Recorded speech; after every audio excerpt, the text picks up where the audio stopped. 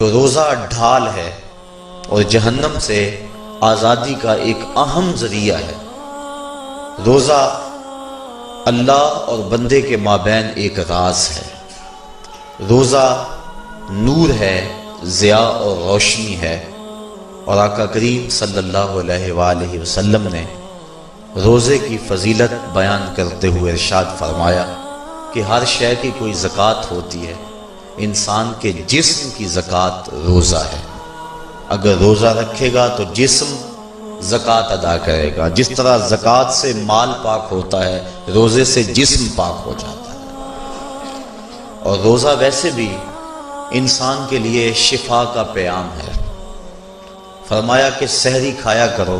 چونکہ سحری کے کھانے کے اندر بھی اللہ نے برکت رکھی ہے۔ تو یہ ماہ صیام اپنے دامن میں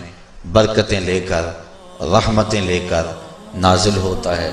اس کا پہلا حصہ رحمت، درمیانی حصہ مغفرت، اور آخری حصہ جہنم سے آزادی کا مژدہ جاں فضا ہے۔ حدیث میں آتا ہے کہ اللہ نے میری امت کو رمضان المبارک کے روزے کے حوالے سے 5 چیزیں ایسی عطا کی ہیں جو اس سے قبل کسی امت کو نصیب نہیں ہوئی۔ ایک تو یہ کہ رمضان المبارک کے اندر روزہ رکھنے والے کے معدے سے جو بو نکلتی ہے، اللہ کو وہ مشک سے زیادہ محبوب ہے۔ دوسری بات کہ جب ماہ صیام آتا ہے تو شیاطین کو جکڑ دیا جاتا ہے۔ تیسری بات کہ روزے دار جب تک روزے میں رہتا ہے، فرشتے اس کے لیے مغفرت کی دعائیں کرتے رہتے ہیں۔ اور چوتھی بات، جب ماہ صیام کی آخری رات آتی ہے تو اس کے سارے گناہوں کو بخش دیا جاتا ہے اور اس کو جہنم سے آزادی کا پروانہ مل جاتا ہے۔ بلکہ ایک صحابی نے حضور سے عرض کی کہ آقا کریم، جو یہ جہنم سے آزادی کا پروانہ مومن کو ملتا ہے تو کیا یہ لیلۃ القدر کی رات ہے؟ تو آقا کریم نے فرمایا نہیں، جب مزدور اپنی مزدوری مکمل کرتا ہے، جب اس کی دہاڑی پوری ہو جاتی ہے تو پھر اس کو اس کا مالک کچھ دیتا ہے، تو یہ جو اس کو بخشش اور مغفرت کا مژدہ جاں فضا دیا جاتا ہے، یہ اس کی مزدوری ہے۔ اور فرمایا کہ جو لیلۃ القدر کی برکتیں اس کو حاصل ہوتی ہیں، یہ اس کے علاوہ ہیں۔ اور یہ اللہ تعالیٰ جل شانہ نے خاص کرم نوازی فرمائی بندہ مومن پر کہ اس کو یہ بابرکت رات عطا فرمائی۔ اور 5ویں فضیلت جو اس کو دی گئی روزہ دار کو، اور حضور سے قبل جو امتوں میں لوگ روزے رکھتے تھے، یہ فضیلتیں ان کو نہیں عطا کی گئی۔ جنت کو پورا ماہ مومن کے لیے آراستہ و پیراستہ کیا جاتا ہے۔ حضرت ابو ہریرہ رضی اللہ تعالی عنہ سے ایک روایت مروی ہے جس کو امام بخاری اور امام مسلم نے روایت کیا کہ آقا کریم علیہ السلام نے ارشاد فرمایا، قال اللہ عز وجل، اللہ جل شانہ ارشاد فرماتا ہے، کل عمل ابن آدم لہو، ابن آدم کا ہر عمل اسی کے لیے ہے، الا الصوم فإنہ لی، ہاں مگر روزہ ہے جو وہ میرے لیے رکھتا ہے، وأنا أجزی بہ، اور اس کی جزا میں اسے دوں گا، والصیام جنۃ، اور صیام روزہ ڈھال ہے، فإذا کان یوم صوم احدکم فلا یرفث ولا یصخب، فإن صابہ احد او قاتلہ فلیقل انی صائم انی صائم، والذی نفس محمد بیدہ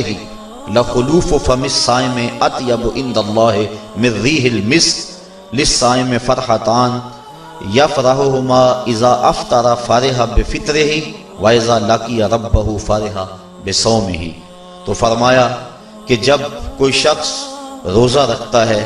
تو اس کا یہ عمل اللہ کے لیے ہے اور اللہ تعالیٰ اس کی جزا دے گا۔ روزہ ڈھال ہے، جب کوئی شخص روزہ رکھے تو وہ اس کے اندر کوئی اللہ کی نافرمانی نہ کرے، یہاں تک کہ اگر اس کو کوئی شخص گالی بھی دے تو وہ یہ کہے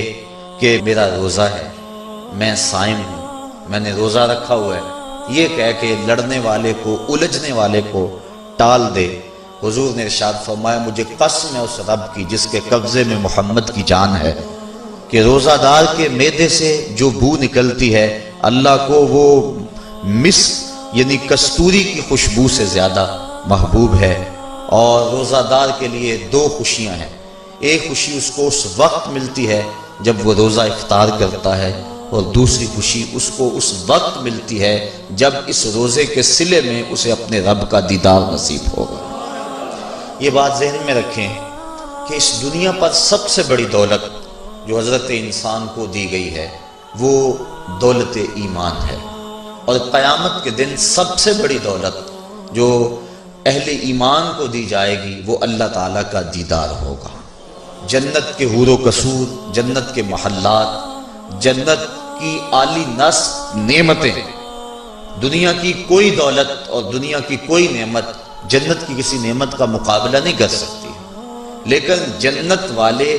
جنت میں جا کر جس نعمت کو سب سے بڑا سمجھیں گے، اور وہ ہوگی بھی حقیقت میں سب سے بڑی نعمت، ایسی نعمت کہ اس نعمت کے ملنے پہ باقی ساری نعمتوں کو بھول جائیں گے، وہ یہ ہے کہ رب اپنے